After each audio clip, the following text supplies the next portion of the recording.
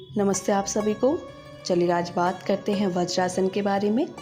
तो वज्रासन नाम सुन के सबसे पहले मन में यही चीज़ आती है कि ज़्यादा कुछ नहीं, आपको खाना खाने के 5 मिनट के बाद में पैरों को मोड़ के बैठना है।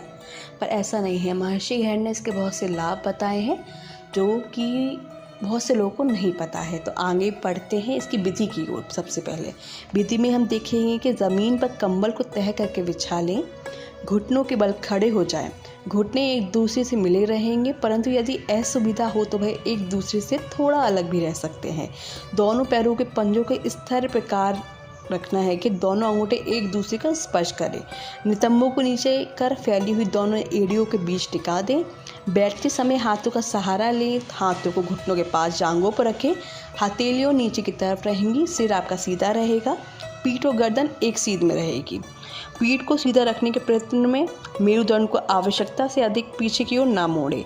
आंखों को बंद करके भुजाएं एवं पूरे शरीर को शिथिल बनाएं। सामान्य श्वसन क्रिया और नासिका से आती जाती हुई सांस को प्रभाव पर अपने ध्यान को केंद्रित करेंगे। अब आगे बढ़ते हैं। इसी क्रम में हम इसमें देखेंगे, इसमें बताया गया है कि विशेषकर भोजन उपरांत पाचन क्रिया को तीव्र करने के लिए कम से कम 5 मिनट तक इसका अभ्यास करें। यदि पाचन संबंधी कोई रोग हो, भोजन के पूर्व एवं भोजन उपरांत वज्रासन में बैठकर 100 तक सांस की गिनती करते हुए उदर शोषण का अभ्यास करें। इसी क्रम में हम आगे बढ़ते हैं। इसके और लाभ देखते हैं कि इस आसन में प्राण शक्ति का प्रभाव दूसरे प्रकार का होता है।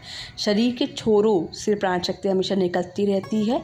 आसन या मुद्रा या बंद जिसका भी अभ्यास हम करते हैं, उसका यही प्रयोजन रहता है कि प्राण शक्ति के उस निर्गमन को रोककर प्राण को शरीर के भीतर वापस खींचना। अब हम इसके लाभ में और आगे बढ़ते हैं। हम देखते हैं कि वज्रासन अभ्यास करने से साधक की यौन भावना उसके नियंत्रण में आ जाती है। वज्रासन श्रोणि प्रदेश में रक्त के प्रवाह एवं स्नायुविक आवेग में परिवर्तन लाता है तथा श्रोणि प्रदेश की मांसपेशियों को पुष्ट बनाता है। ये हर्निया रोग के लिए एक निरोधात्मक उपचार विधि है तथा बवासीर के उपचार में भी सहायक है। ये प्रजननेंद्रिया में रक्त प्रवाह को घटाता है तथा उन्हें रक्त पहुंचाने वाले तंत्रिका तंतुओं में भी मालिश करता है।